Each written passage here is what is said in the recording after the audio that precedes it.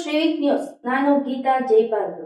ಜಮ್ಮು ಕಾಶ್ಮೀರದ ಕಣಿವೆಗೆ ಪ್ರಮುಖ ಚಿನಾಬ್ ಮತ್ತು ಅಂಜಿಕಾದ್ ರೈಲ್ವೆ ಸೇತುವೆಯನ್ನು ಉದ್ಘಾಟಿಸಿದ ಪ್ರಧಾನಿ ನರೇಂದ್ರ ಮೋದಿ.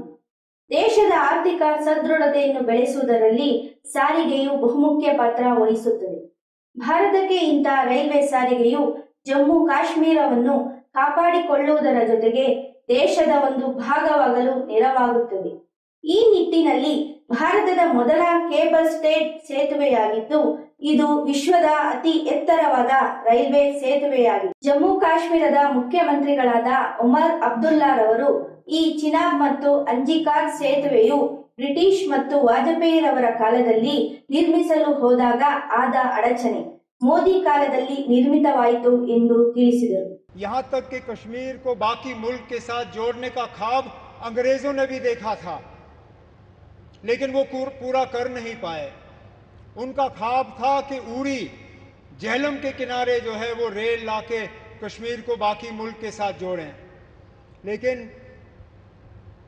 आज जो अंग्रेज पूरा नहीं कर पाए वो आपके हाथों पूरा हुआ और जम्मू कश्मीर की वादी को बाकी मुल्क के साथ जोड़ दिया गया। इस मौके पे मुझसे बहुत बड़ी भूल होगी अगर मैं पूर्व प्रधानमंत्री जनाब अटल बिहारी वाजपेयी साहब का इस मौके पे शुक्रिया ना करूं, क्योंकि ये प्रोजेक्ट जरूर 1983-84 में इसका संगे बुनियाद रखा गया और मैंने पिछले दिनों मीडिया को हंसते हुए कहा कि जब ये प्रोजेक्ट शुरू हुआ मैं 8वीं क्लास का बच्चा था। आज मेरी उम्र 55 हो गई है, मेरे बच्चे भी कॉलेज पार कर गए हैं। अब जाके ये प्रोजेक्ट मुकम्मल हुआ और ये तब हुआ जबकि वाजपेयी साहब ने इसको प्रोजेक्ट ऑफ नेशनल इंपॉर्टेंस का दर्जा देके इसमें बजट में जो है प्रावधान करके ये प्रोजेक्ट आज मुकम्मल हुआ।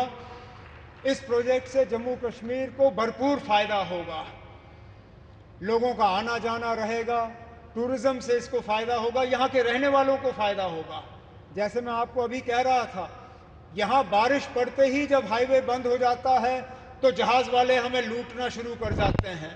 जो 5,000 की टिकट होती है वो अचानक घंटों के अंदर 20,000 की टिकट हो जाती है।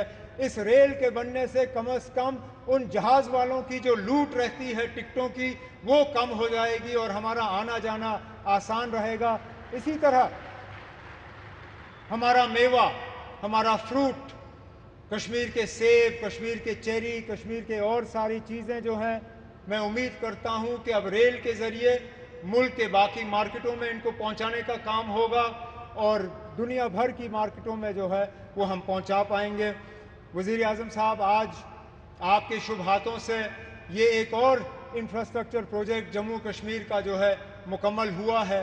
इसी तरह के कई और प्रोजेक्ट जो हैं वो तेज़ी से आगे बढ़ रहे हैं, चाहे जम्मू का रिंग रोड हो, चाहे श्रीनगर का रिंग रोड हो, चाहे दिल्ली अमृतसर कटरा का एक्सप्रेसवे हो, चाहे जम्मू श्रीनगर 4 लेनिंग हाईवे का काम हो, जम्मू एयरपोर्ट के एक्सपेंशन का काम, श्रीनगर एयरपोर्ट के एक्सपेंशन का काम, जम्मू ये रेलवे के नेटवर्क का एक्सपेंशन, इन सब चीज़ों को जो है तेज़ी से मुकम्मल करके हमारा पूरा इरादा है और हमारी मुकम्मल कोशिश है कि जो विकसित जम्मू कश्मीर, विकसित भारत का जो आपने नारा दिया है उसको पूरा रंग भर के हम मुकम्मल करके यहाँ के लोगों के हवाले कर लेंगे। ಪ್ರಧಾನಮಂತ್ರಿ ಮೋದಿರವರು ಚಿನಾಬ್ ಮತ್ತು ಅಂಜಿಕಾದ್ ಸೇತುವೆಗಳ ಉದ್ಘಾಟನೆ ಮಾಡಿ ಜಮ್ಮು ಕಾಶ್ಮೀರದ ಮಹತ್ವವನ್ನು, ಉಜ್ವಲ ಭವಿಷ್ಯದ ಕನಸಿಗೆ ಈ ಸೇತುವೆಗಳು ಹೇಗೆ ನೆರವಾಗುತ್ತದೆ ಎಂದು ಮಾತನಾಡಿದರು. ಶಿಕ್ಷಣ ಕ್ಷೇತ್ರಕ್ಕೆ ಕನೆಕ್ಟಿವಿಟಿ, ಪ್ರವಾಸೋದ್ಯಮ ಅಭಿವೃದ್ಧಿಗೆ ಪ್ರೇರಣೆ, ಉದ್ಯೋಗ ಸೃಷ್ಟಿ, ರೈತರ ಮಾರುಕಟ್ಟೆಗೆ ನೆರವು, ಆಸ್ಪತ್ರೆಗೆ ತಲುಪಲು ಸಹಾಯವಾಗುತ್ತದೆ ಎಂದರು. आज जम्मू कश्मीर में बन रहे अनेकों ऑल वेदर इंफ्रास्ट्रक्चर प्रोजेक्ट इसका उदाहरण है। कुछ महीने पहले ही सोनमर्ग टनल शुरू हुई है। अभी कुछ देर पहले ही मैं चिनाब और अंजी ब्रिज से होकर आपके बीच आया हूं। इन पुलों पर चलते हुए मैंने भारत के बुलंद इरादों को, हमारे इंजीनियर्स, हमारे श्रमिकों के हुनर और हौसले को जिया है। चिनाब ब्रिज दुनिया का सबसे ऊंचा रेलवे आर्च ब्रिज है। लोग फ्रांस में, पेरिस में एफिल टावर देखने के लिए जाते हैं और ये ब्रिज एफिल टावर से भी बहुत ऊंचा है। अब लोग चिनाब ब्रिज के जरिए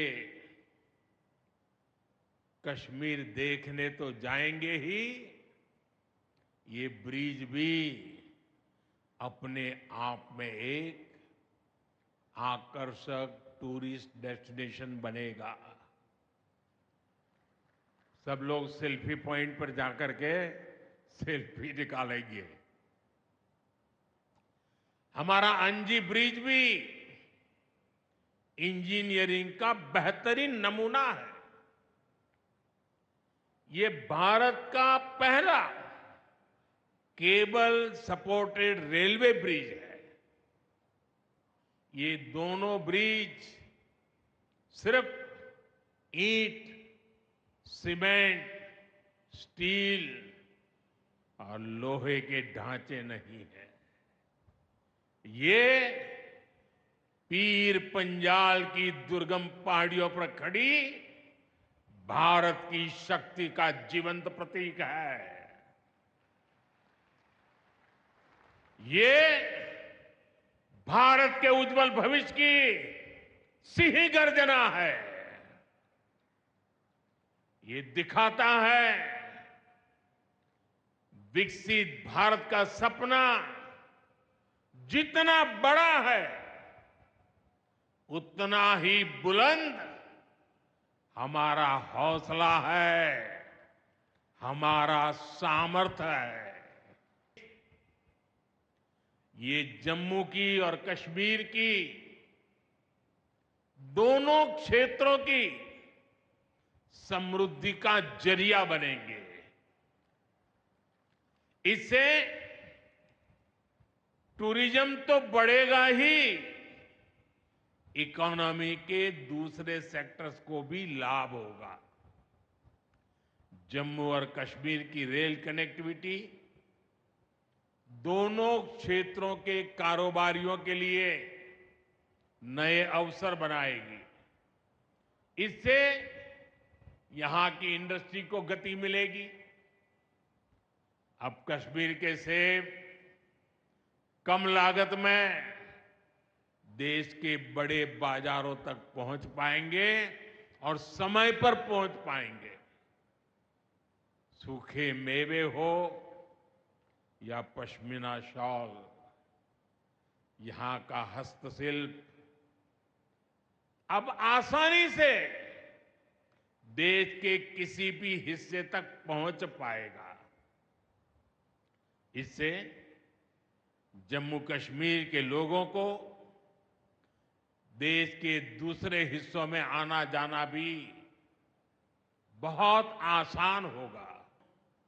जम्मू कश्मीर मां भारती का मुकुट है। ये मुकुट एक से बढ़कर एक खूबसूरत रत्नों से जड़ा हुआ है। ये अलग अलग रत्न जम्मू कश्मीर का सामर्थ्य है। यहां की पुरातन संस्कृति, यहां के संस्कार, यहां की आध्यात्मिक चेतना, प्रकृति का सौंदर्य, यहां की जड़ी बूटियों का संसार, फलों और फूलों का विस्तार, यहां के युवाओं में आप लोगों में जो टैलेंट है वो मुकुट मणि की तरह चमकता है। आईआईटी, आईआईएम, एम्स और नीट जैसे संस्थान है। जम्मू और श्रीनगर में सेंट्रल यूनिवर्सिटीज हैं। जम्मू और कश्मीर में रिसर्च इकोसिस्टम का भी विस्तार हो रहा है। साथियों, यहां पढ़ाई के साथ साथ दवाई के लिए भी अभूतपूर्व काम हो रहा है। बीते कुछ सालों में ही 2 स्टेट लेवल के कैंसर संस्थान बने हैं। पिछले 5 वर्षों में यहां 7 नए मेडिकल कॉलेज शुरू किए गए हैं। आप भी जानते हैं, जब मेडिकल कॉलेज खुलता है तो उससे मरीजों के साथ ही उस क्षेत्र के युवाओं को भी सबसे ज्यादा फायदा मिलता है। जम्मू कश्मीर में अब एमबीबीएस की सीटों की संख्या 500 से बढ़कर 1300 तक पहुंच गई है।